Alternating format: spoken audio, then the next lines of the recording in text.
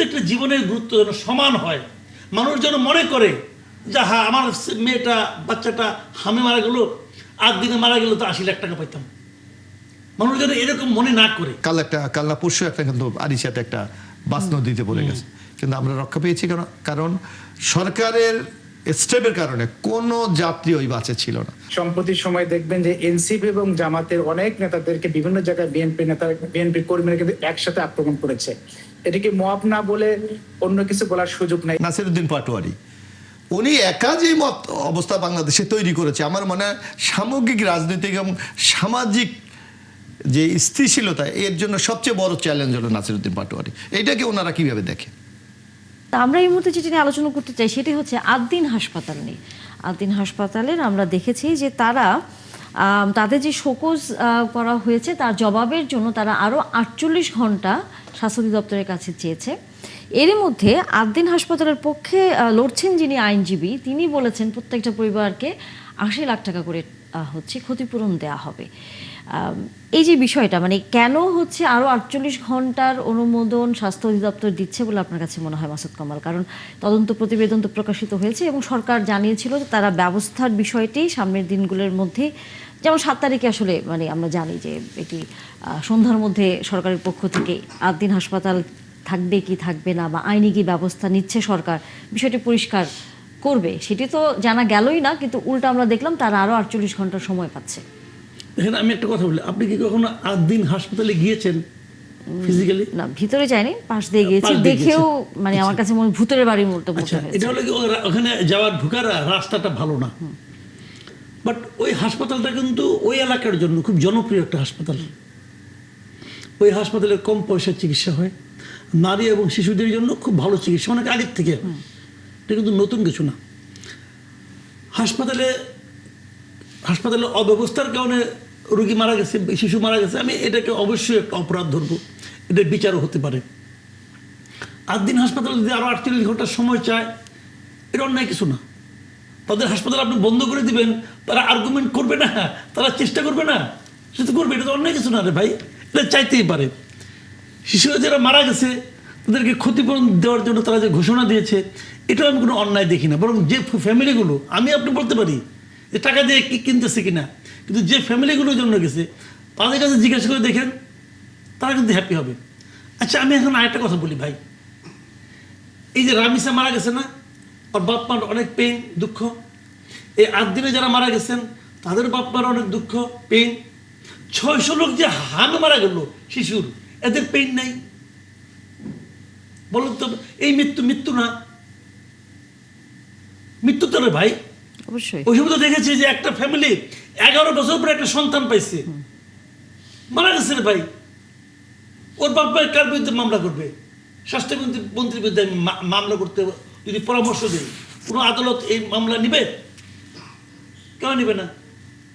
আমার কথা হলো যে প্রত্যেকটা মৃত্যু পেইনফুল, প্রত্যেকটা মৃত্যুর বিচার হওয়া উচিত, কিন্তু ভাই রাজনীতি করেন না। আদ্দিনের মালিক যদি মহিউদ্দিন আহমেদ না হইতেন, উনি যদি জামাতের লোক না হইতেন, তাহলে কি মামলাটা এইভাবে হইতো? ওইটার মালিক যদি আপনার বিএনপির কোনো একটা ডাক্তার হইতেন, এমপি সালাউদ্দিন সাহেব হইতে পারতেন, অথবা মাহবুবুর রহমান লিটন সাহেব হইতে পারতেন, এত ডাক্তার যদি হইতেন বাই চান্স, ওনাদের হাসপাতাল আছে, কিন্তু ওগুলোতে লোক মারা যায় না? যাইতো, বিচার হোক, আমার কোনো আপত্তি না। আমি কিন্তু আদ্দিন হাসপাতালের কঠোর শাস্তি দাবি করতেছি। বিচার করেন, রাজনীতি করেন না। রাজনীতিটা সব জায়গার মধ্যে রাজনীতি আইনেন না ভাই, যে দ্রুত গতিতে হচ্ছে এগুলো তো ভালো। আচ্ছা একটা কথা ভাবেন তো একবার, আমি বলি আপনাকে, খালি একটা খবর নেন যে আদ্দিন হাসপাতালে কত, এটা কি, এটা কিন্তু অবকাঠামোগত আপত্তি, কিন্তু এটাতে বেসিক্যালি ভোটটা।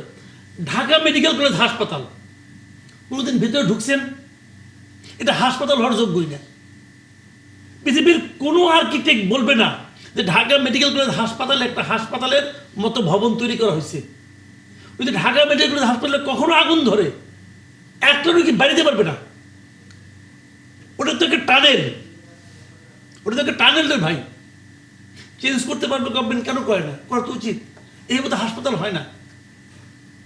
তো আমার কথা হলো কি, সবই করেন, আপনারা সুশাসন কায়েম করতেছেন, করেন ভাই, আমার কোনো আপত্তি নাই। প্রত্যেকটা জীবন গুরুত্বপূর্ণ, প্রত্যেকটা জীবন। যার 11 বছর করে বাচ্চা হয়েছে তার জীবন যেমন গুরুত্বপূর্ণ, আবার যার 11 নম্বর সন্তান মারা গেছে তার জীবনও গুরুত্বপূর্ণ। সব গুরুত্ব, প্রত্যেকটা জীবনের গুরুত্ব যেন সমান হয়। মানুষ যেন মনে করে যে হ্যাঁ, আমার মেয়েটা, বাচ্চাটা হামে মারা গেল, 8 দিনে মারা গেল তো 80 লাখ টাকা পাইতাম। মানুষ যেন এরকম মনে না করে। কিন্তু ঠিক এই জায়গাতেই আমি আসলে বলতে চাই, কারণ এই আপনি যে বললেন যে অনেকে এরই মধ্যে কিন্তু সামাজিক যোগাযোগ মাধ্যম ছাড়াও বিভিন্ন গণমাধ্যমে পরিচয় আসলে তো দিতে চায় না, কিন্তু পরিবারের অনেকেই এভাবে বলছে যে অনেকটা টাকা দিয়ে কিনে ফেলা হচ্ছে, বিষয়টা এটা ধামাচাপা দিয়ে দেওয়া হচ্ছে। ভাই এটা কিনছে না তো, ক্ষতিপূরণের ব্যবস্থা কোথায় দেয়? আজকে যদি বজ্রপাতে কিছু মারা যায় লোকে, তো সরকার তো ক্ষতিপূরণ দিলে আমি অখুশি হবো? আমি তো চেয়েছিলাম যে হামে যত শিশু মারা গেছে প্রত্যেকের মৃত্যুর জন্য সরকারের উচিত একটা বড় অঙ্কের টাকা সবাইকে ক্ষতিপূরণ দেওয়া। প্রত্যেকের উচিত, প্রত্যেকে দেওয়া উচিত। কে কেন দেবেন না? আপনি তার জীবন রক্ষা করতে পারেন নাই তো।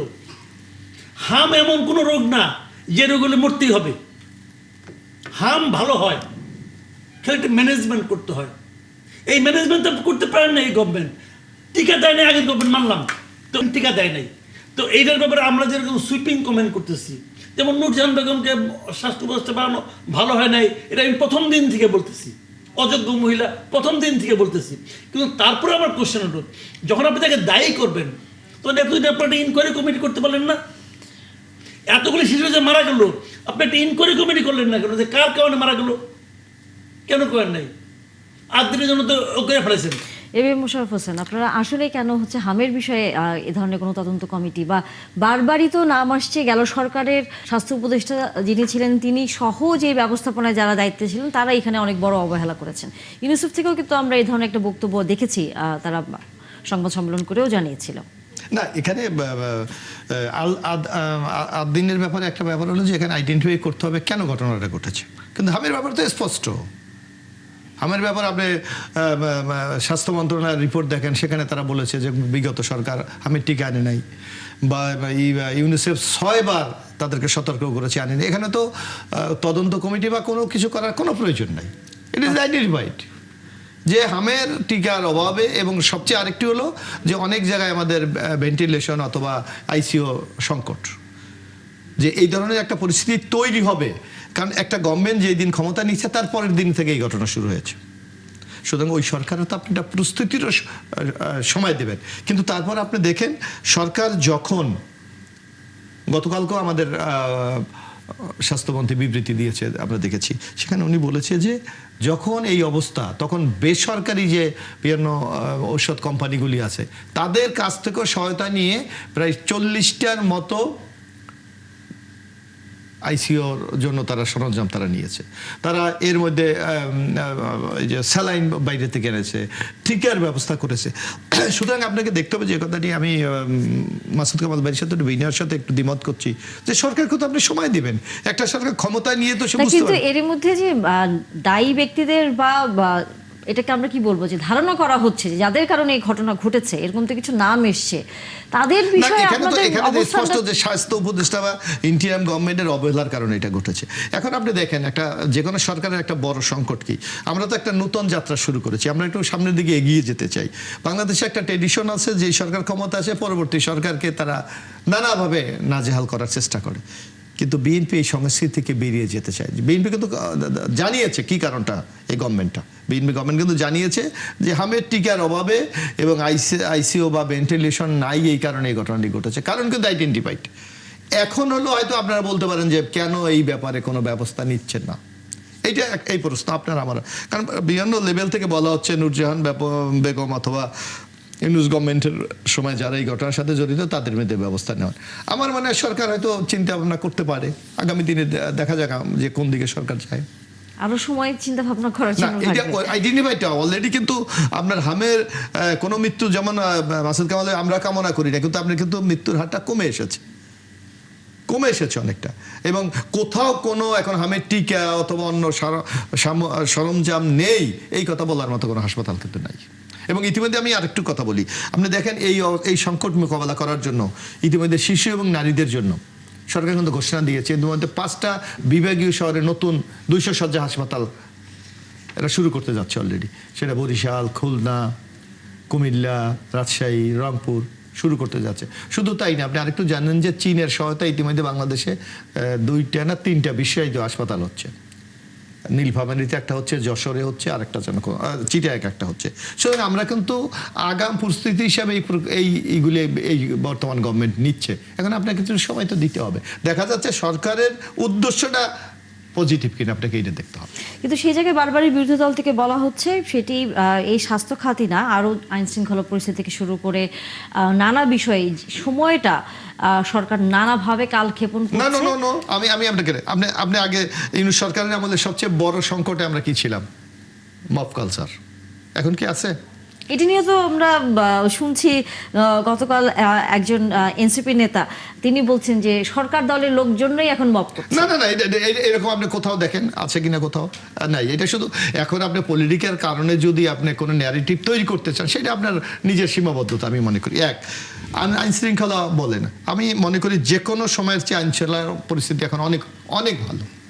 এই আপনি দেখেন, একটা আপনাকে উদাহরণ দেয় আমরা দেখছি যে এই বিভিন্ন জায়গায় ওই যে ঈদের সময় বা ফেরিগুলিতে ওই যে বাস সহ কিন্তু যাত্রী সহ কিন্তু ফেরিতে ওঠে। আপনি দেখেন কাল না পরশু একটা কিন্তু আরিচাতে একটা বাস নদীতে পড়ে গেছে, কিন্তু আমরা রক্ষা পেয়েছি কারণ সরকারের স্টেপের কারণে কোনো যাত্রী ওই বাসে ছিল না। বাস পড়ে গেছে কিন্তু একটা মানুষ কিন্তু মৃত্যুর সংবাদ আমরা শুনি। সুতরাং এই সকল ইতিবাচক দিকগুলো তো আমাদের দেখতে হবে। তারপর দেখবেন আপনি এই যে কোরবানি ঈদের সময় লঞ্চ ঘাটগুলিতে কিভাবে মন্ত্রীরা পর্যন্ত গিয়ে ওখানে নিজেরা সুপারভাইজ করেছে, কত যাত্রী ওঠে, ঠিকভাবে ওঠে কিনা, যাত্রীদেরকে হয়রান। অর্থাৎ পরিস্থিতি উন্নতি হয় না, এটা যারা বলে আমার মনে হয় তারা নিজেদের প্রতি সুবিচার করছেন। ডক্টর মোস্তফা ফয়সাল পারভেজ, আপনারা এই অভিযোগটি বরাবরই করেন সরকারের দিকে যে আইন শৃঙ্খলা পরিস্থিতি শুরু করে যে মব এখন চলছে বিভিন্ন জায়গায়, আপনাদের এবং আপনাদের জোট সঙ্গী যারা রয়েছেন অর্থাৎ এনসিপি নেতাদের, তাদের হচ্ছে এক ধরনের টার্গেট করে বিএনপির ছাত্র দলের নেতাকর্মীরা আক্রমণ করছে, হেনস্থা করছে। আমরা আপনার কথা শুনতে পাচ্ছি না। জি, আমাদের মোশাররফ ভাই যে কথাটি বলেছেন এখন কোনো মব নাই, কথার সাথে আমি আসলে পুরোপুরি একমত হতে পারলাম না। আপনি যদি আজকেও দেখেন, গত 2-1 দিনের ভেতরে দেখেন, সম্প্রতি সময় দেখবেন যে এনসিপি এবং জামাতের অনেক নেতাদেরকে বিভিন্ন জায়গায় বিএনপি কর্মীরা কিন্তু একসাথে আক্রমণ করেছে। এটিকে মব না বলে অন্য কিছু বলার সুযোগ নাই। এবং দেখবেন এনসিপি 2-1 শীর্ষ নেতাতে যশোরে হামলা করা হলো, তারপরে ঝিনাইদহে গিয়ে হামলা করা হলো, একই ব্যক্তিকে বিভিন্ন জায়গায় হামলা করা হলো। এই ধরনের ঘটনা ঘটছে। শুধু মব নাই, ইভেন দেখেন ঢাকা বিশ্ববিদ্যালয় শাহবাগ থানায় প্রকাশ্যে দিবালোককে সাংবাদিকদের পিটানো হলো, তারপর ডাকসু নেতৃবৃন্দ পিটানো হলো। এটা আমরা দেখেছি, এই ধরনের মবগুলো দেখেছি। মব নাই এ কথা বললে আমি মনে করি মবগুলোকে আরো উস্কে দেওয়া হবে। মব আছে, আমি মনে করি সরকারকে আরো সতর্ক হওয়া দরকার। কারণটা হলো রাষ্ট্রীয় ব্যবস্থাপনায় সরকারি দল যারা আছে তার বিভিন্ন জায়গায় এই মব কালচার কিন্তু চালু রাখছে। আর একটু আগে যে কথাটি আলোচনা হচ্ছিল আসলে আদ্দিন হসপিটাল নিয়ে, এখানে বেশ কিছু আলোচনা হয়েছে। আদ্দিন হসপিটালে আসলে একটা অনাকাঙ্ক্ষিত ঘটনা ঘটেছে, আমরা দেখেছি ঈদের আগের দিনে। সেখানে পোস্ট অপারেটিভে 6 জন শিশু মৃত্যু হয়েছে এবং কারণ হিসেবে রাত 2টা থেকে সকাল 6টা পর্যন্ত এসি বন্ধ ছিল। একেবারে অনাকাঙ্ক্ষিত একটা বিষয়। ছোট্ট বাচ্চা যাদের বয়স 1 থেকে 3 দিন এই অব্যবস্থাপনাকারী মৃত্যু হয়েছে, এটি মেনে নেওয়ার মতো নয়।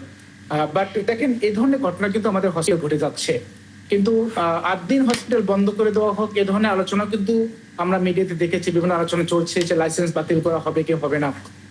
আমি ঢাকা বিশ্ববিদ্যালয়ে বের হওয়ার পর দীর্ঘ সময় এই এলাকায় ছিলাম, আমরা দেখেছি কিভাবে মধ্যবিত্ত লোকজনকে এখান থেকে সেবা নিচ্ছে স্বল্প মূল্যে।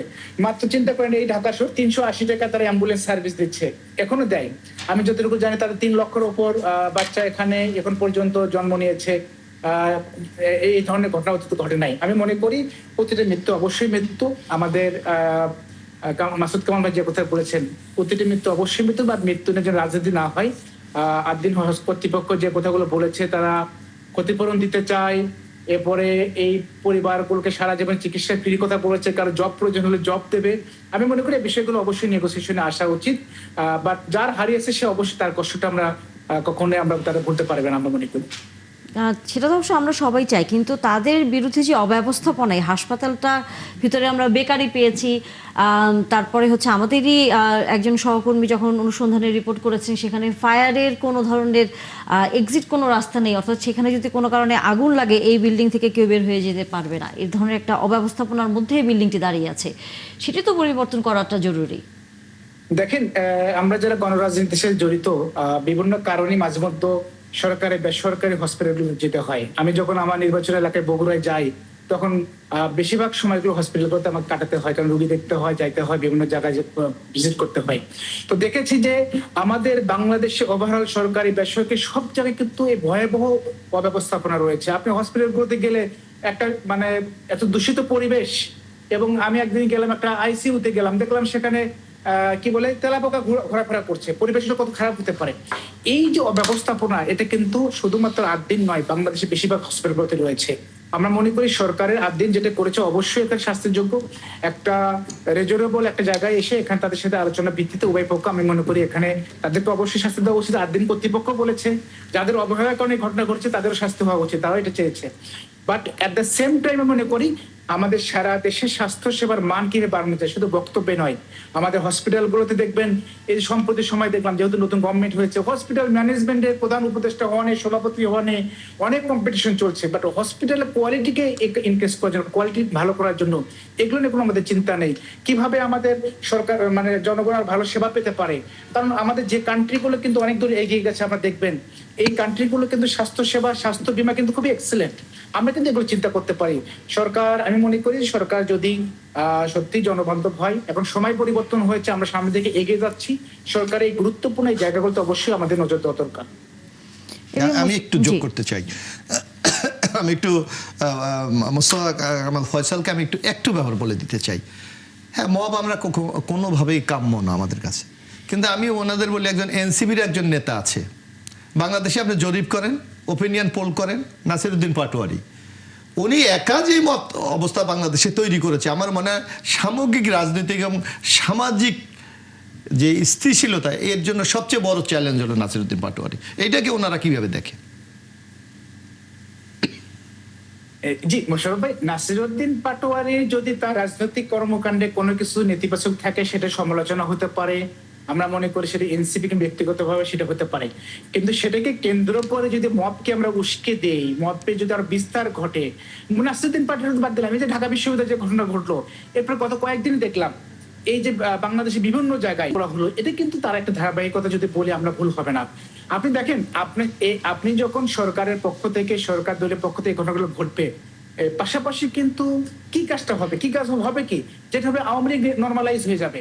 আপনি দেখেছেন গতকাল আমার মনে হয় একটা ফয়সাল, আমি একটু আপনাকে একটু সহযোগিতা করতে, আপনি দেখেন বাংলাদেশে আপনি যে কোনো লোককে জিজ্ঞাসা করবেন, আমাদের একজন মাননীয় মন্ত্রী আছে আসাদুল হাবিবুল, অত্যন্ত ভদ্রলোক, অমায়িক, আপনার ওই এলাকা উত্তরাঞ্চলের লোক, তার ব্যাপারে প্রশ্ন তোলার মতো লোক বাংলাদেশে খুব কমই আছে। তার যারা বিরোধী আছে তারা, আমি দেখলাম পরশুদিন নাসিরউদ্দিন পাটোয়ারি ওনার এলাকায় গেল, উনি প্রকাশ্যে সাংবাদিক সম্মেলন করে বলতেছে এখানে একজন মন্ত্রী আছে না, উনি সন্ত্রাস, ডাকাতি, চাঁদাবাজ।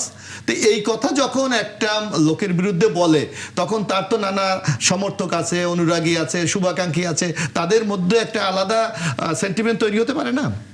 না মোশাররফ ভাই, অবশ্যই আমি বলেছি যে নাসিরউদ্দিন পাটোয়ারি যে অ্যাপ্রোচের কথা বলে, আমি নিজেও তার ভিডিওটা দেখেছি, সম্ভবত লালমনিরহাটের সীমান্তবর্তী এলাকায় গিয়েছিল, সেখানে গিয়ে হঠাৎ করে তাকে মাফিয়া বলেছে।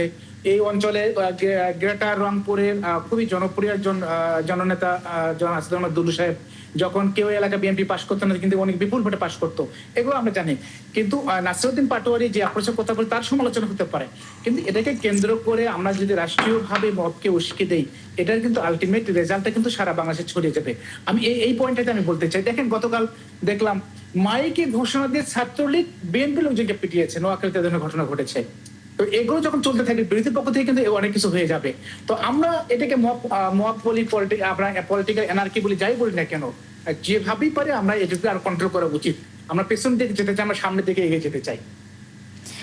একই সাথে আপনারা বারবারই অভিযোগ করেন যে আওয়ামী লীগ ফিরে আসার ক্ষেত্রে বিএনপির এক ধরনের নানাভাবে তারা ভিতরে ভিতরে কোনো ধরনের অবস্থান তৈরি করছে। কেন আপনাদের মনে হয় যে বিএনপি আওয়ামী লীগকে নিয়ে আসার জন্য কোনো ধরনের কোনো কিছু করছে? দেখেন, বাংলাদেশের মানুষ আওয়ামী লীগের বিরুদ্ধে কেন দাঁড়িয়েছিল? বাংলাদেশের মানুষ আওয়ামী লীগের দাঁড়িয়েছিল তার কথা বলার অধিকার হারিয়েছিল, সে কিন্তু বিচার পেত না, এই কারণে তো মানুষ দাঁড়িয়েছিল। এর অসংখ্য অভিযোগ ছিল, কিন্তু সেগুলো যদি নতুন সরকারের মধ্যে বা জনগণ সেগুলো যদি দেখে, তাহলে নিঃসন্দেহে আওয়ামী লীগ নর্মালাইজ হবে, আওয়ামী লীগ ফিরে এসে পরিবেশ চলে যাবে। আজকেও দেখলাম যে গাবতলীতে আওয়ামী লীগ মিছিল করছে, একেবারে মাইক নিয়ে মিছিল করতেছে, গতকাল নোয়াখালীতে হামলা করেছে। এই ঘটনাগুলো রেগুলার ঘটছে, আমরা কিন্তু এই ঘটনাগুলো আটকাতে পারছি না। এই যে আজকে দেখেন, আজকে একটু আগে দেখলাম অনলাইনে সমকাল পত্রিকা দেখলাম যে বিএনপির 36 জন 37 জন এমপি হয়েছে, নারী এমপি হয়েছে, সেই এমপিদেরকে বিরোধী দলীয় 79 জন এমপির জায়গাতে ভাগ করে দেওয়া হয়েছে। তারা কি করবে? তাদের ডিও রাইট দেওয়া হয়েছে, তারা সেই জায়গাতে কিন্তু হস্তক্ষেপ করতে পারবে। এট দ্য সেম টাইম বাকি যে 13 জন নারী এমপি থাকলো তাদেরকে কিন্তু সেই রাইটটা দেওয়া হয় নাই। তো আপনি যখন ইনজাস্টিস সব ক্ষেত্রে করবেন, তখন কিন্তু আওয়ামী লীগ নর্মালাইজ হয়ে যাবে, এটি স্বাভাবিক। এবং আমাদের তো দুঃখজনক, আমরা মনে করি যে এই যে দেখেন মাঝখানে দেখলাম মাননীয় প্রধানমন্ত্রী সহ আরো একাধিক মন্ত্রীরা বাহিরে গেছে, জনগণ ভুয়া বলছে, এগুলো তো আমরা চাই না, আমাদের এগুলো এত তাড়াতাড়ি দেখতে চাই না, আমরা কখনোই দেখতে চাই না। এত কষ্ট করার পরে নতুন যে রাষ্ট্র জন্ম হয়েছে, দেশ চলছে, এদের সামনে দিকে এগিয়ে যাবে এবং এই প্রবলেমগুলো সলভ করে একসাথে দেশে এগিয়ে যাবে, এটি আমরা প্রত্যাশা করি। এবার মোশাররফ হোসেন, আপনারা কি আওয়ামী লীগকে ফিরে আনছেন? না, আপনি দেখবেন, আমরা যদি এখন বলতে যাই, আসলে আমরা একটা যে কথাটা মোস্তফা ফয়সাল বলেছে, এগিয়ে যেতে চাই। আপনি একটু আমাদের মাননীয় এখন বিরোধী দলের নেতা এবং জামাতের আমির, তার বক্তব্য একটু আমি কোট করি। উনি বলেছে আওয়ামী লীগকে আমরা ক্ষমা করে দিয়েছি, প্রকাশ্যে বলেছে, মিডিয়া প্রেস কনফারেন্স করে বলেছে আওয়ামী লীগকে আমরা ক্ষমা করে দিয়েছি। আমরা যারা আমাদের এই গণতান্ত্রিক ব্যবস্থাকে দীর্ঘদিন একটা ফেসিস্ট সরকারের সহায়তা করে টিকিয়ে রেখেছে, তাদের সাথে সম্পর্ক উন্নয়ন করতে আমাদের কোনো আপত্তি নাই। এই সকল শব্দগুলি জনমতে একটি নেগেটিভ বার্তা যায়। এখন তারা একদিকে বলবে আওয়ামী লীগকে ক্ষমা করে দিয়েছি, অন্যকের সাথে সম্পর্ক উন্নয়নের জন্য আমরা উন্মুখ হয়ে বসে আছি, সেগুলি তো সাধারণ বার্তা যায়। কারণ আপনি দেখেন, আমরা বাংলাদেশে দেখি এই নির্বাচনের সময় আপনি দেখবেন অনেক জায়গায় এই ধরনের, আপনি দেখেন যেই সকল এরিয়াগুলি আওয়ামী লীগের অবস্থান খুব সুদৃঢ়, সেই সব এলাকায় এমপি বেশি কারা হয়েছে? জামাত ইসলামী হয়েছে, আপনারা দেখেন, জামাতে ইসলাম। সুতরাং এই সকল একজনকে আরেকজনকে ব্লেম দিয়ে কোনো লাভ নাই, বরং এই ফ্যাসিস্টদেরকে কিভাবে মোকাবেলা করা যাবে, ন্যূনতম কোনো ইস্যুতে আমাদের ঐক্যবদ্ধ হতে হবে। আর না হয় আজকে এই জুলাই 5ই আগস্টের গণ অভ্যুত্থানে যেভাবে প্রায় 2000 লোককে আমরা হারিয়েছি, অসংখ্য সম্পদ আমাদের বিনষ্ট হয়েছে, আমাদের জীবন থেকে 15টি বছর আমরা কিন্তু হারিয়ে ফেলেছি। এই জেল, হুলিয়া, পালিয়ে থাকে, এটা মিথ্যা মামলা করে হাজিরা দিতে জীবন শেষ হয়ে গেছে। আবার এই অবস্থা ফিরে আসুক, এটা কিন্তু আমরা কেউ চাই না। যার জন্য সবাইকে একটা দায়িত্বশীল রাজনৈতিক আচরণ আমাদের করতে হবে। মাসুদ কামাল, সেই দায়িত্বশীল আচরণ কি আপনি দেখেন আসলে সরকার এবং বিরোধী দলের ভিতরে? কারণ যে পরিবর্তনের কথা বলছিলেন তারা, সেখানে তো এই রাজনৈতিক পরিবর্তনের কথাটিও ছিল। শুনেন, আমি বলি, আওয়ামী লীগ আমল থেকে আমি একটা কথা বলে আসছি, সেটা হলো গিয়ে যে বিভক্ত জাতি কখনো অগ্রসর হতে পারে না। এটা আওয়ামী লীগ আমলে আমি বলতাম, বহুবার বলছি যে আওয়ামী লীগ আমলে কী করছে, আওয়ামী লীগ আমলে জামাতের 2টা লোক একসঙ্গে বসে চা নাস্তা খাচ্ছে, ধরে নিয়ে আসছে যে তারা নাকি সরকারের বিরুদ্ধে ষড়যন্ত্র করছে। কয়েকটা ছেলে, ইয়াং ছেলে হাওড়ে গেছে, ওদেরকে ধরে ফেলেছে, ওরা নাকি দেশকে শেষ করে দেবে। হয়েছে তো, জামাতকে কোথাও বসতে বল, জামাত তার অফিস খুলতে পারে নাই, এটা আওয়ামী লীগ করছে। কিন্তু আওয়ামী লীগ আমলে বিএনপিকে কি বলছে, বিএনপি একটা দেশদ্রোহী দল। এমনকি বিএনপির জিয়াউর রহমান, যাকে নাকি আওয়ামী লীগের শেখ মুজিব বীরোত্তম খেতাব দিয়ে গেছে, সে নাকি আইএসআইয়ের এজেন্ট। বলছে কেন বলছে? তারা বিভক্ত এবং নিশ্চিহ্ন করার রাজনীতি করছে। এইটা করার মাধ্যমে তারা কি করছে, দেশটাকে বিভক্ত করে ফেলেছে। এবং আমি সবসময় বলছি যে বিভক্ত জাতি পৃথিবীর কোথাও অগ্রসর হতে পারেনি। আমি ভেবেছিলাম যে আওয়ামী লীগের পতনের পর, আওয়ামী লীগের সরকার পতনের পর নতুন যে সরকার আসবে তারা জাতিকে ঐক্যবদ্ধ করার চেষ্টা করবে। কিন্তু আওয়ামী লীগ 14 বছরে যা করছে, 15 বছরে যা করছে, ইউনূস সরকার 15 মাসে তার চেয়ে বেশি করে ফেলছে। জাতি কিন্তু আবার বিভক্ত হয়ে গেছে। তখন আমি বলেছিলাম যে বিএনপি এবং জামাতের লোকগুলো কি, এরা কি দেশে থাকতে পারবে না, এদের কিন্তু আপনি বঙ্গোপসাগরে ফেলে দেবেন? ওইটা বলার কারণে তখন হয়ে গেছে জামাত বিএনপির দালাল। আবার এখন আমি ওই একই কথা বলি, আওয়ামী লীগের যে লোকগুলো আছে এগুলি কি কর্পূর, যদি হাওয়া হয়ে যাবে, তারা তো এই দেশেই থাকবে, তো তাদেরকে আপনি রাজনীতি করতে দিবেন না কেন? রাজনীতি করাটা বাংলাদেশের সংবিধান, পৃথিবীর সব দেশের সংবিধান, নাগরিকের একটা সাংবিধানিক অধিকার। আপনি দেবেন না কেন? যে যখন যখন আপনারা করছে তখন খুব খারাপ লাগছে, আর যখন আওয়ামী লীগরা করেন তখন খুব আরাম লাগে। এটা কোন ধরনের রাজনীতি রে ভাই? পারবেন পারবেন না তোরে ভাই। আজকেও তো দেখলাম কোথায় ছাত্রলীগের পোলাপান না মিছিল করতেছে, পুলিশ ফিরেতে পারে নাই। পুলিশ বলছে আমরা পারবো না। লসটা কি হয়েছে এটা আমি বলি আপনাকে। আওয়ামী লীগ যে কাজ করছে 15 বছরে, আওয়ামী লীগকে দেশের জনগণই প্রত্যাখ্যান করত, কিন্তু তা না করে ইউনূস সরকার এবং তার পরবর্তীতে ইউনূস সরকারের সঙ্গে যারা সুবিধাভোগী যারা ছিল, বিশেষ করে আমি এনসিপির কথা বলতে চাই, এরা যা করছে, এরা আওয়ামী লীগরে কিছু করতে দেবে না। এরা দিয়ে মাধ্যমে যান কি করছে, আওয়ামী লীগের যে ব্যর্থ এবং করাপ্ট লিডারশিপ ছিল তাদেরকে তারা ফিরিয়ে আনার চেষ্টা করতেছে এখন। এটা এদের কারণে হচ্ছে। যদি আওয়ামী লীগ আপনি তখন থেকে রাজনীতি করতে দিতেন তাহলে করাপ্ট লিডারশিপ দেশে আসতে পারতো না। দেশের মধ্যে আওয়ামী লীগের বিকল্প নেতৃত্ব গড়ে উঠতো, যা নাকি পিওর নেতৃত্ব হতো। তারা একটা পলিটিক্স নিয়ে আসতো, জনগণ সিদ্ধান্ত নিত আমি কোন রাজনীতি থেকে গ্রহণ করব আর কোনটাকে করবো না। কিন্তু তাদেরকে আসতে না দিয়া, তাদেরকে আমরা রাজনীতি করতে না দিয়া, ঘরের থেকে বের হতে না দিয়া, মাঝখান থেকে কি হয়েছে, এরা যে শেখ হাসিনা, শেখ হেলাল, অমুক তমুক যত সব 2 নম্বর লোক আছে, ওদের সঙ্গে তারা কিন্তু লিয়াজোগ করা স্টার্ট করছে। মাঝখান থেকে পারবেন না। আওয়ামী লীগে ফিরিয়ে আনবে কিরে ভাই? আওয়ামী লীগ দেশে আছে, আওয়ামী লীগ এখনো আছে। এখন জামাত কেন কেন এটা করে এটা আমি বলি। আজকে যদি আওয়ামী লীগকে রাজনীতি থাকে, আজকে যদি আওয়ামী লীগ ইলেকশন করতে পারে, জামাত কি বিরোধী হইতে পারবে? পারবে না তো। আমি জামাত খুবই সেন্সিবল একটা পলিটিক্যাল পার্টি, আমি জামাতকে রিকোয়েস্ট করবো ভাই আপনি আপনার রাজনীতিটা করেন, আপনার রাজনীতি নিয়ে আপনি অগ্রসর হন, যেটা আপনি গত 15 বছর করছেন। গত 15 বছর জামাত নিজের রাজনীতিটা করছে, করার কারণে জামাতের জনপ্রিয়তা বাড়ছে। কিন্তু আর আপনি যদি অন্য একটা দলকে নিশ্চিন্ন করে রাজনীতি করেন, এটা বুমেরাঙে আপনি যেন যাবে, যেটা আওয়ামী লীগের ক্ষেত্রে হচ্ছে। ভাই এগুলো বুঝতাম, এত মানে শর্ট টার্ম চিন্তা করলে হয় না। আপনি কোনোদিনও ভাবতে পাবেন না সব আপনার হয়ে যাবে। ওরা আমি খেদাই দিছি, অতএব সে আমারে ভোট দিতে বাধ্য হবে। আপনি আওয়ামী লীগের যারা ভোটার আছে, আপনি তাদের জন্য কোনো অপশন রাখবেন না যে তুমি হয় ধানের শীষে দাও আর তাহলে দাড়ি পাল্লায় দাও, তোমার কোনো অপশন নাই। এর নাম গণতন্ত্র না। যেটা আমরা তখন বলেছি যে আপনি ওদেরকে আসতেই দিবেন না, আপনি একা একা জিতবেন, রাতের বেলা ভোট করবেন, আমি আর দামি করবেন, এটা করে ইলেকশন করে গণতন্ত্র হয় না। এমনকি আমি এটাও বলতে চাই যে ইলেকশনটা সদ্য হয়ে গেছে, এটাকে আমি পরিপূর্ণ গণতন্ত্র মনে করি না। এটা হচ্ছে আমরার মামুরা নির্বাচন। আমি তো বলি 2018-তে হয়েছে রাইতের ভোট, 14-তে হয়েছে ভোটারবিহীন, আর 24-এ হয়েছে আমি আর দামি, আর 26-এ হয়েছে আমরার মামুরা। হিসাব সহজ রে ভাই। বিএনপি জামাত কি একসঙ্গে সংসার করছে রে ভাই, এক ক্যাবিনেটে ছিল। এখন ভাগ হয়ে গেছে, যাও আমি 213, তুমি না মানে কি 69 নিয়ে থাকা আসা আমরার মামুরা। এটাই তো হচ্ছে এখন। This is not democracy. আজকে শুনেন, আজকে আপনি পরিবারগত কারণে আমাকে অনেক কিছু বলবেন, অমুক বলেন, আপত্তি নেই। আজকে থেকে 20 বছর পরে এই গণতন্ত্র নিয়ে আলাপ হবে। আজকে থেকে 30 বছর পরে লোকে বলবে আগে যে দলটা ক্ষমতায় ছিল সেই দল পরবর্তীতে ইলেকশনই করে নেই কেন, এই প্রশ্নটা উঠবে। 75-এ শেখ মুজিব কি করছে সেটা এখনো মানুষ আলোচনা করে। 75 গেছে আজকে থেকে 50 বছর আগে, মানুষ এখন আলোচনা করে, আরো 50 বছর পরে আলোচনা করবে। এই সব দল বাদ দিয়ে একটা দল করছিল, এবং সেটা ছিল স্বৈরাচারী ঘটনা। ওটা যদি স্বৈরাচারী হয়, ওটা যদি গণতন্ত্রহীনতা হয়, এটাও গণতন্ত্রহীনতা। জনগণ, গণতন্ত্র অর্থটা কি? সিদ্ধান্ত নেবে জনগণ, আপনি জনগণকে দেন সিদ্ধান্ত নিতে। বড় বিরাট গণতন্ত্র হচ্ছে এনসিপি, একা একা ইলেকশন করুক না দেখি। জামাতের ছত্র সাহেব কয়েকটা আসন পাইছে, বিরাট বিপ্লবী তারা। একা ইলেকশন দিলে কারো কোনোদিন জামানত থাকবে নাকি? এটা রিয়েলিটি, আমরা তো বুঝছি এগুলো, আমরা এই দেশে বাস করি না।